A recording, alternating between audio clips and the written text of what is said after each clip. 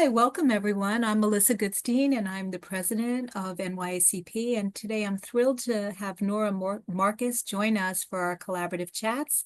Nora is a social worker, is been a member, a relatively new member of NYACP within the past 3 years. Nora, Mhm. did I get that right? Yes. About Yes.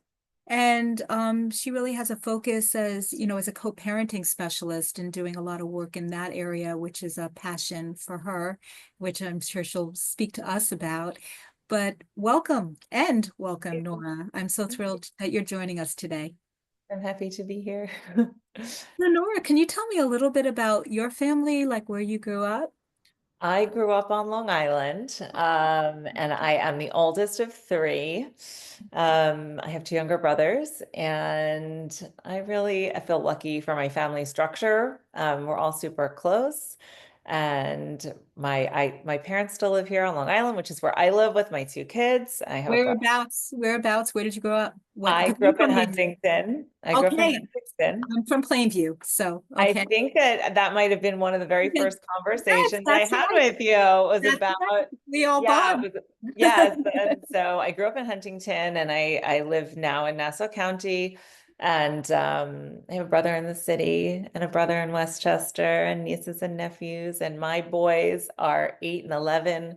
They're a Like, second grader and a fifth grader. So oh my always God. an adventure, always Oh something my happening God.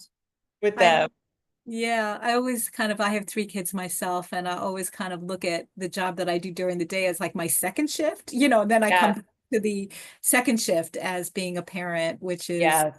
no rule book for. And No, no, there is. When I get up in the morning to make lunches before school, I'm like, I'm on the first shift. And then the kids wake up, I'm like, I'm on the second shift.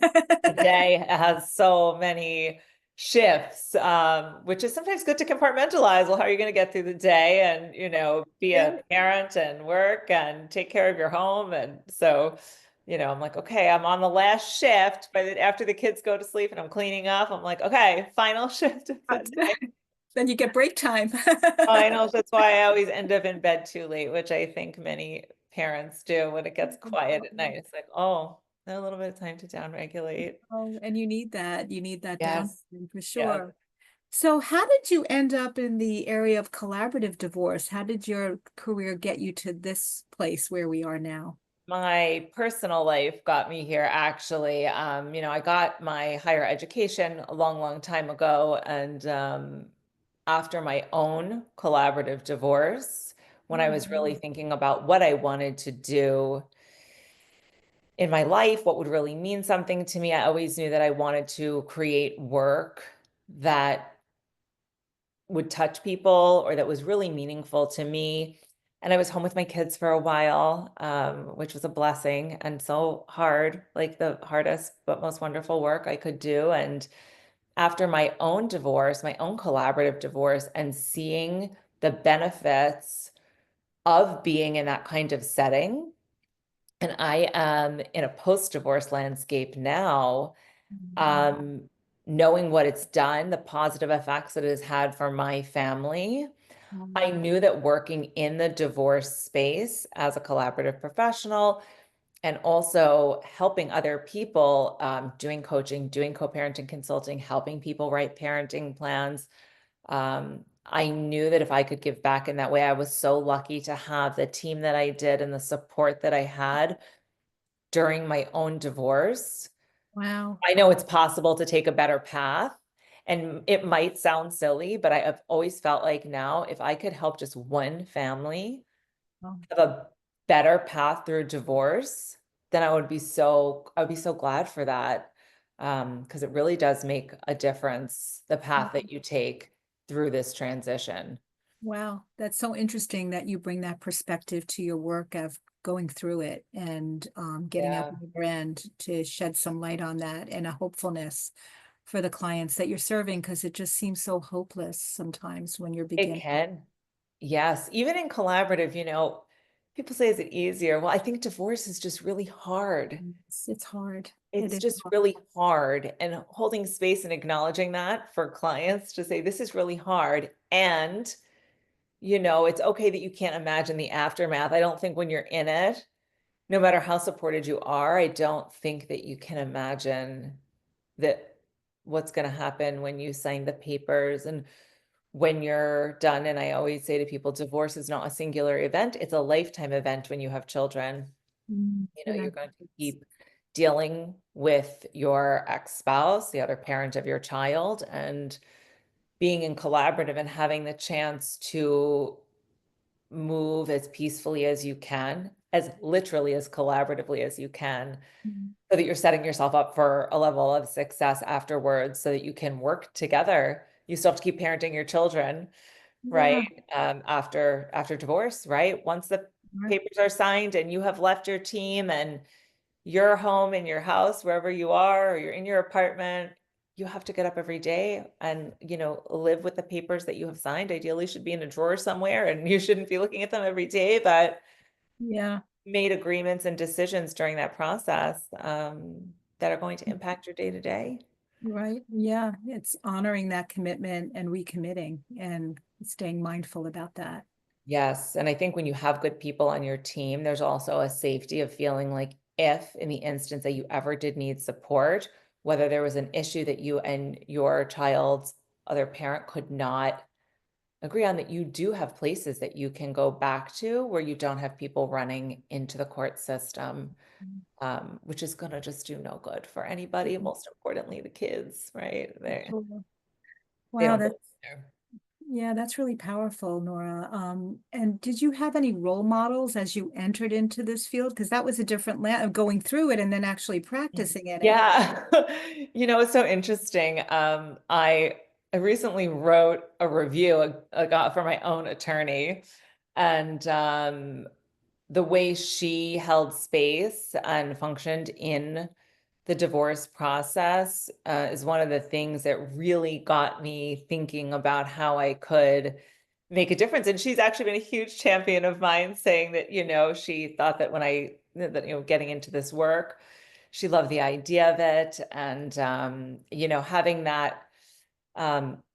having her to look at in that way, to see what it looks like to be a woman who is giving back. She's the mother herself. And, That's I'm amazing. still connected to her. People always laugh. They're like, "Were you happy to be done?" And I said, "Well, I still call her and check in or stop by and say hello, because it meant something to me how she stood by me. And she also was able to offer a space where she was able to give some tough love sometimes, which I think clients do need, but also to honor all of the things, every question I asked, which I think is so important. I never felt like there was a power imbalance, and I don't think it should feel that way in a collaborative divorce. You should feel like your attorney is your partner, right? That they're there with you. Yes, they know some things that you don't know, right? And you're seeking their expertise.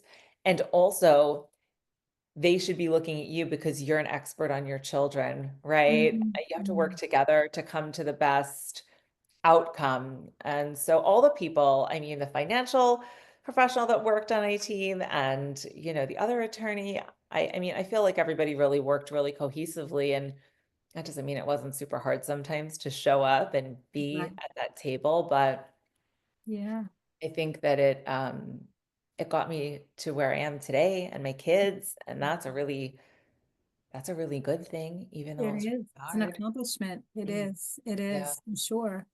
Well, what a wonderful experience to share with us, Nora. And the work that we do is hard. Going through a divorce is hard. It's not easy. What do Yes. you do for self-care for you to kind of get through the day? And how did you get through it? How do you get through Yeah. the day? Is there How did like, I get through it? yeah, Some days were very messy. So that's the truth, right? Some days were really messy, especially when you're in the thick of it. But now that I feel a little bit more settled and steady in my own life, it sounds really simple, but I literally start every single day with a very brief meditation, a gratitude meditation before I put my feet to the ground. There's real science behind the repetition of these behaviors, right? You don't have to be meditating for half an hour.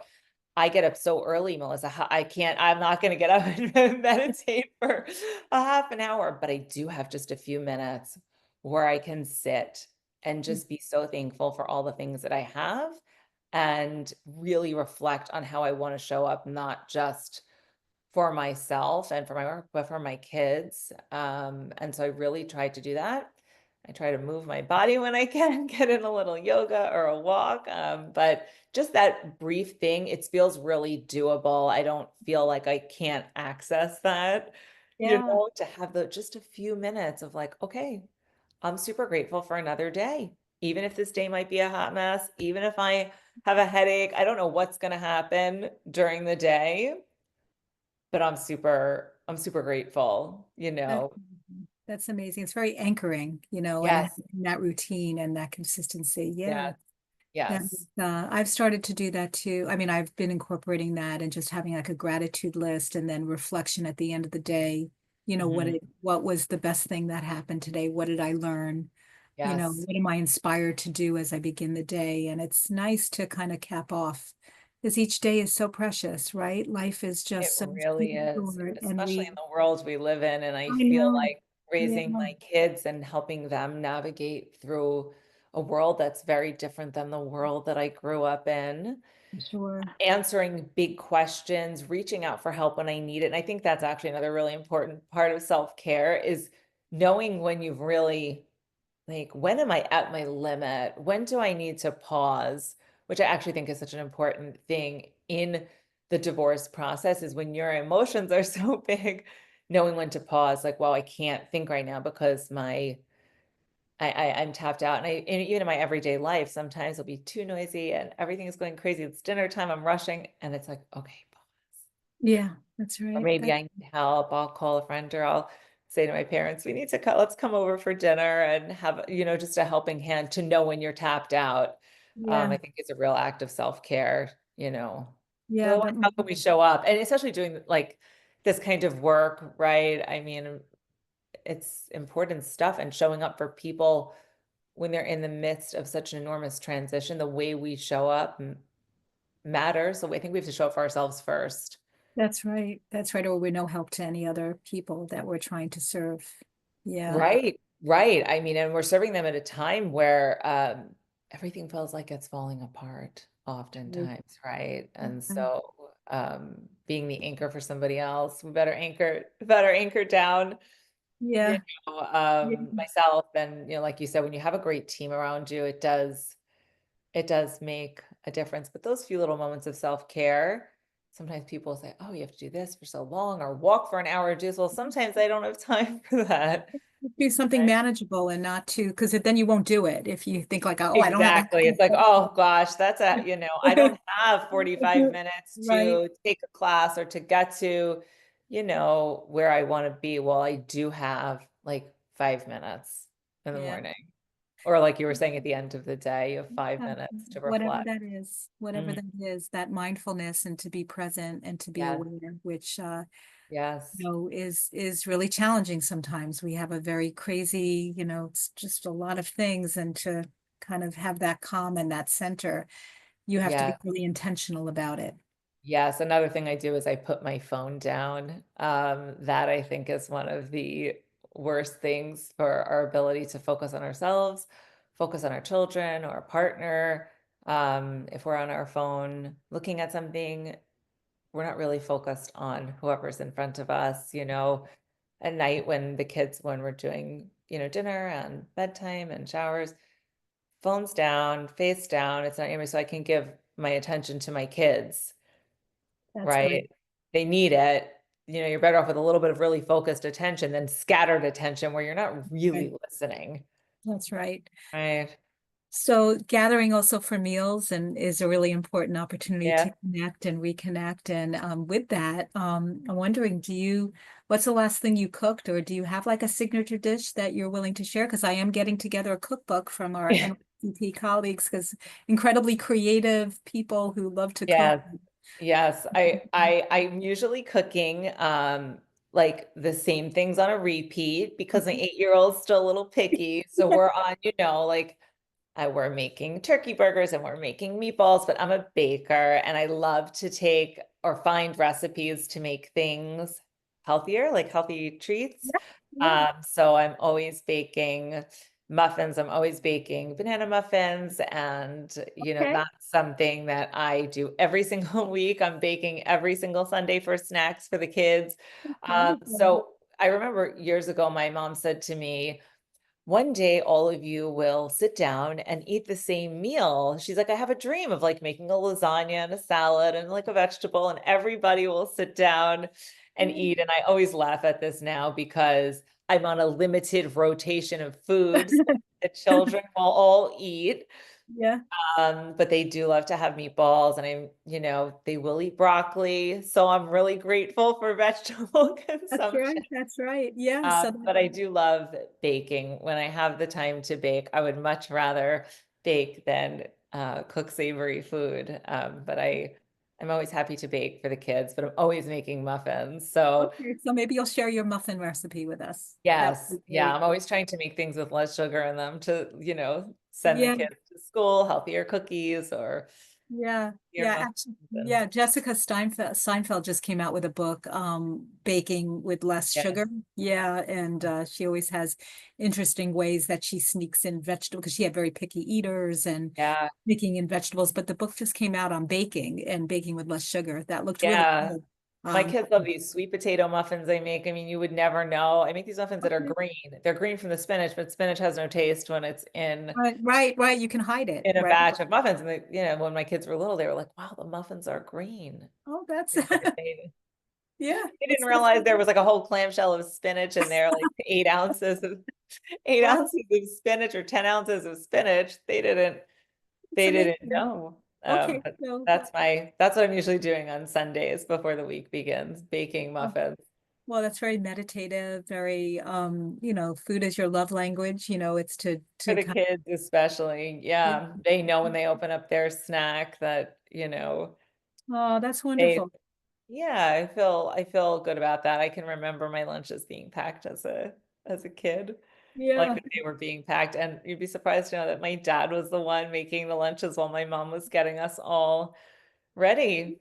Yeah, my dad Really? was packing the lunches before he went to work while my mom, there were three of us, and Yeah. so he was getting us all up and ready and dressed and breakfast, and my dad was packing our lunches. So Amazing memory to tap yeah, into. great teamwork in the morning, Yeah, yeah. for sure. So, I'm wondering, with your association with the New York Association of NYCP, is there a memorable experience, that you want to share, or, what does your membership mean to you? My membership means to me actually being part of a community of professionals that genuinely care about the work that they do. I think, unfortunately, there are a lot of professionals in the world who are doing work and it's sort of rote. They're not committed to it here. And every single person that I have met and continue to meet in the organization genuinely cares about their work and their work means something to them. That is so refreshing. It continues to renew my commitment to the organization. And my hope is to continue to get involved in the future of the organization. I'm so new to this work and being able to give back and, hopefully be a part of expanding the organization because it's doing really good work, but the professionals all care. That's Everybody wonderful. cares, every single person I've met, they know the perils of litigation. They know how trying that is on families. Everyone is committed to a better way. Um, and will work really hard, even when things feel really complicated. I could listen to people who've been in this work for such a long time and they will talk about cases that took longer than expected, or there were starts and stops and they had to come back and it was really, really difficult, but they kept coming back. The team kept working. Sometimes they had to bring in new team members or an extra person to figure out or help the couple, but they did it. They stuck with it. And that's amazing to be part of. Yeah, to be part of a like-minded community where you Yeah. share the same values and Yeah. intention. There's power in that, and that's how I think Yes. movements grow from that deep passion and believing in the work that we do. And that's Yes. nice to be part of an association Oh, where yeah. you're able to connect with people on that way. It's Yes. empowering and powerful. Yeah. Yes, very much so. And people genuinely feel it. You can tell that, when a case finishes or they feel really glad that they were able to help people Yeah. through a really difficult time. Yeah. Um, it's like, okay, I Yeah. really did right by people. And it also seems like everybody here knows that nobody will ever try to know that they know how to do everything, and they will ask. They will ask colleagues, right? There's so many support groups. Well, I'm having a really difficult case. Well, what do you think about this? Or how can I'm at a roadblock. Like, I'm going to ask another colleague about how to, Right. and that to me shows strength when we Yeah. know when it's time to ask Right. for Right. help, And right? open to that, and to be, Yes, yeah, to know when to do that. Yeah, yes. thank you for sharing that. And I'm wondering just in terms of if you had a tip, you've been divorced, you're Mm, going and helping people. Is there like yeah. a number one tip that comes to mind? Yeah, I think remembering that you can only control yourself Mm, is one of the most important things that I would tell people, that I would tell my clients, is that you are in charge of you. You have yeah, an ability, no matter what is going on around you, to turn the mirror back on yourself yeah, and realize, okay, I'm not responsible for anybody else's behavior yeah, except for my own. And that's how I'm going to show up in a way that I can feel good about. Um, that for me is that's my number one tip, is to really focus back on yourself. And like I mentioned earlier, to pause when you feel like your system yeah, is on overload. yeah, to give yourself the grace. Yes. And you can speak, you can say, Yeah, I need a break. I need to pause. I'm realizing I can't make clear-headed decisions right now. And I yeah, need to pause, because I think in divorce, our nervous systems are on fire. And that's right. so there's times where we truly are on overload. I don't like the word normal, but it's a very normal part of this experience. That's I mean, right. anything has gone wrong or haywire, we haven't gone in the wrong direction. Right. That doesn't mean things are off the rails. It just means we're in the human Yep, experience of that's right. massive life transition. So Normalizing that and yeah. taking accountability is just that's great advice. Thanks, Nora, for sharing that. And I think you kind of already answered or alluded to this, but I always like to end with a hopeful question of where you hope to be in 10 years. Where do you hope collaborative practice to be? I hope in 10 years to be continuing to grow my own practice as a collaborative mental health neutral, doing co-parenting work. I really hope to continue for that to be my specialty and my focus. And I really hope that collaborative practice is more well known. I think that it's still really something people don't know about and have a lot of misconceptions about. People are like, oh, well, you have to be doing really well. You have to be really, sort of this kumbaya feeling of with the person you're getting divorced from. And it's just not the case. You can have really complicated cases and you can make a decision to be in a collaborative divorce. It's a collaborative team. It doesn't mean that you and your spouse are necessarily always Right, collaborating. right. So my hope is that people will find it more easily as an option for them to take this path through divorce, that it becomes more well known, so people know it's there. That's right. I didn't know it was there before my own lived experience. So, and even Yeah. now when I talk about it or being in this work, people say, "What is that? Yeah, yeah. I've So it's never heard of that." yeah, it's educating and letting people be aware that this is a process available to them and getting the word Yes. out. And I know that you're going to be instrumental in helping the organization get the word out and educating. And we look forward to what you can bring to the association. You have a lot, and we're very have a lot of gratitude for your membership, Nora, and your involvement. And it was an absolute pleasure speaking with you and getting to know you, Nora. Great. Thank you for having me. Yeah, and people can find you. You have like a website or Yeah, my website is noramarcus.com, so super easy to find. And I feel grateful to have that presence there and people can see more about what I do. And yeah, this work means a lot to me. Really means a lot to me. And I'm so thankful to be here in this group of professionals and hopefully really genuinely helping people through really, really difficult times to get to the other side of it. So. Yeah. Well, that certainly shows, and you do show up, and a lot of gratitude for that. So thank Thank you, you so Nora. much. It's been a pleasure. Thank Take you. care.